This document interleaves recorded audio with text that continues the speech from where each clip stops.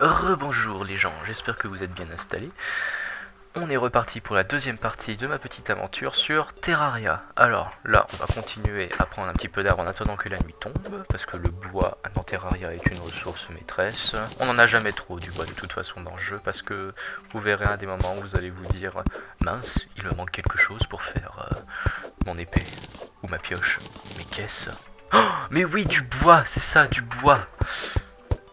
Et donc, si vous ne voulez pas avoir affaire à cette situation-là, mieux vaut en faire beaucoup, comme ça vous êtes sûr. Alors, on va prendre un petit peu de stone aussi, parce que la stone, la pierre, va nous servir à faire un four. Et avec le four, on va pouvoir créer toutes sortes de choses, notamment des barres de minerais. Des barres de minerais relativement rares comme le copper, le cuivre, qui est pas si rare que ça en fait, on va en trouver relativement vite. On trouvera également de l'iron, du métal, le silver, l'argent, de l'or bien sûr, qui est comparé à Minecraft beaucoup plus efficace on va dire, parce que l'or dans Minecraft à part de façon décorative et tout, on l'utilise pas tant que ça. Donc ça y est, là on est à la première nuit. Alors comme vous pouvez le voir, il y a un magnifique zombie en mode Michael Jackson qui s'est mis au-dessus de ma maison. Ils repartent, hein. C'est pas la Minecraft, hein. Vous les voyez venir de très très loin, hein, comme vous pouvez le voir. Mais il y en a par contre la dose, vous allez voir, c'est vraiment affreux. Oh non, il a tué le lapidou. Bugs Bunny, le petit lapin. Alors voilà, on va se faire un four pendant que... Oh non, mon dieu, ils ont pété la porte. Oh non, ne vous inquiétez pas, il est impossible pour eux de casser la porte. À part pendant la lune de sang, qui est un événement spécial dans le jeu, qui a une chance sur 7 d'apparaître. Vous allez voir votre arrière-fond et la lune, votre arrière... le fond d'écran du jeu et tout, et la lune qui va devenir tout rouge. Et quand c'est ça, vous pouvez, et que vous n'êtes pas très avancé, vous pouvez vous dire merde, parce qu'ils peuvent défoncer les portes. Ils peuvent littéralement... Ouais, en fait, ils peuvent littéralement tout casser, et il y en a 10 fois plus, hein, des mobs facilement. Et en plus, pour quand vous serez un petit peu plus sadomaso plus tard dans le jeu, il y aura des moyens, des objets et tout, des potions qui les font apparaître encore plus. Donc, c'est pas à la Minecraft, pas besoin de viser, il y a juste à se tenir selon les armes et selon la... Ouh. Oh là là, je me suis pas encore fait toucher, pour l'instant je n'ai pas pris de dégâts pendant 2 vidéos, c'est extraordinaire mesdames et messieurs. Mais ça ne va pas durer, vous j'en ai sûr. On va prendre la pioche parce qu'il n'y a pas besoin de spam votre clic, on laisse enfoncer et puis c'est bon. Ça fait le café. Allez, meurs. Voilà, 45 points de vie un zombie, donc quand vous leur mettez un point de dégâts à chaque fois que ça touche, croyez-moi au début vous allez mettre un temps monstrueux à les tuer. Alors, la première nuit, on va rencontrer généralement 2 types de monstres. Là pour l'instant on a vu les zombies, mais il y a aussi des œils de démons. Des œils. Des œils. Des yeux, pardon, excusez-moi. Des yeux de démon. Mais ça s'appelle un œil de démon quand on le voit flotter dans le ciel. On va essayer d'aller en trouver un. Alors attendez. On part à la chasse. Petit œil de démon. Viens voir là, viens voir papa. Je me livre à toi. N'hésitez pas aussi, là j'en profite un petit peu pour explorer un peu la map du côté gauche. Hein. Ah, en voilà. Vous allez voir là, cette saloperie là, l'œil de démon. C'est très efficace. Enfin c'est très utile plutôt, dans le sens où quand vous allez le tuer, vous allez récupérer des lentilles. Et les lentilles, une fois que vous allez pouvoir récupérer... que vous aurez récupéré 6 lentilles, je crois, vous allez pouvoir crafter, si vous vous mettez à côté d'un hôtel démoniaque, un œil de Stulu. Stulu est le premier boss du jeu, vu que oui, il y a des boss dans Terraria. Pas comme dans Minecraft où il y en a qu'un, mais où il est extrêmement difficile à faire. Là, les boss sont plus ou moins difficiles à faire. Une fois qu'on a la technique, en général, ça passe tout seul et c'est très très simple de s'en sortir. Là, je vais mourir. Non! Et merde, comme vous pouvez le voir, l'humour de ce jeu est en mode... vous mourrez, bah on insiste bien dessus, hein. Et puis ça met un temps fou aussi à vous faire respawn, pour bien insister sur votre défaite, sur votre échec cuisant que vous avez fait. Du coup là, la première nuit en général, là en plus je suis un petit peu dans la merde, je n'ai pas trouvé de matériaux super avancés.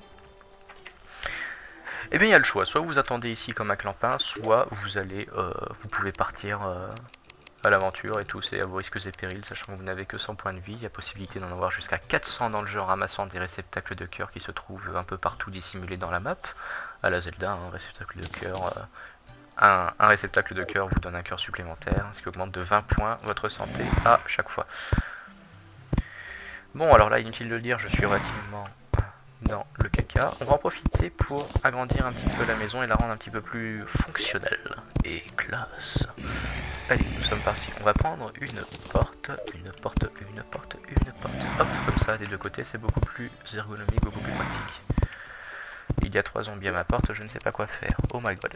Bon, on va se créer un arc. L'arc sera, je pense, facilement l'arme la plus puissante au début de jeu et la plus facile à créer, surtout.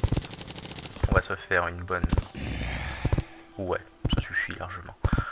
Allez, du coup, là, on n'a pas peur de la mort. Bonjour, petit zombie. Entrez. Et on tape. Vous spammez. I will die. Ah. Non, guide. I will save you. Aïe. Oh, oh, connerie. Non. Oh. Pour l'instant, l'arc ne fait pas beaucoup de dégâts, surtout que c'est un arc en bois avec des flèches, mais pour l'instant, ça fait déjà plus mal que ce que j'avais. Allez, venez. Ah, vous étiez dans une ligne droite, bande de suicidaires. Voilà. Allez, on n'en parle plus, on récupère les pièces. On referme la porte. Ne vous inquiétez pas, ça disparaît ses membres. C'est pas très joli dans tous les cas. Bon, eh bien, je pense que cette vidéo va être une vidéo dédiée à la survie, hein, ou un peu à la PG Matitude, vu que là, il y a... ça va être un petit peu difficile de faire un espèce de passage ici pour pouvoir passer dans l'immédiat de l'autre côté, donc on va continuer. Allez, butons du zombie. Cette vidéo sera entièrement dédiée au farmage. Ah, qu'entends-je? Les étoiles filantes, bonne occasion pour en parler. Il y a une bonne vingtaine ou trentaine d'étoiles qui tombent environ par nuit sur une map large dans Terraria. Donc là, il doit en tomber bien facilement une dizaine, une quinzaine, une vingtaine. Les étoiles les étoiles filantes vous servent à créer des cristaux de mana. Parce que dans le jeu, il n'y a pas que des points de vie, il y a aussi du mana. Hein, vous allez voir, il y a des armes magiques et des sorts qu'on peut utiliser qui sont très puissants. Mais ils requièrent du mana, et tout un tas d'objets également pour leur utilisation requièrent du mana pour pouvoir être utilisés.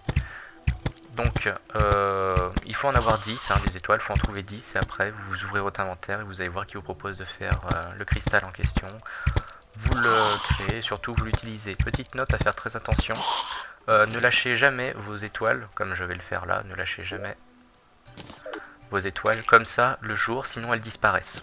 Il n'y a que la nuit que vous pouvez les échanger avec des joueurs si vous jouez en multi ou des trucs comme ça dans Terraria.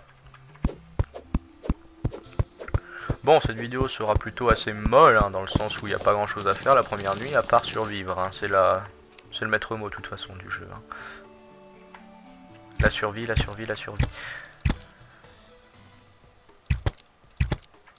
Alors, toi, je t'atomise. Ah, un œil, mon ami. Faites très attention, vous allez voir, les yeux au début font vraiment très mal. Regardez là, je vais me laisser toucher. Paf, 19 points de dégâts. En gros, il m'enlève presque un cœur à chaque fois qu'il me touche. Et c'est très facile de se faire toucher, croyez-moi. Là, je l'ai snipé littéralement.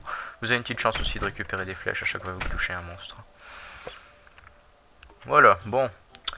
Alors, que faire pendant les quelques minutes qui nous restent? On va agrandir la maison, on va lui faire des étages. Alors, pour faire des étages, on va créer des plateformes, qui sont des blocs que j'appellerais moi, que je qualifierais plutôt de transparents. C'est une blague, je ne peux plus atteindre le... Ah, je préfère.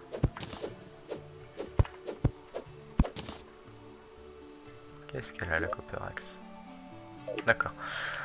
Donc on fait un petit trou comme ça et on met les plateformes. Et magie, c'est un bloc auquel on peut passer à travers, descendre, monter et se mettre dessus. Donc c'est très utile pour sortir d'une mine hein, quand vous avez des soucis. Oh, une étoile.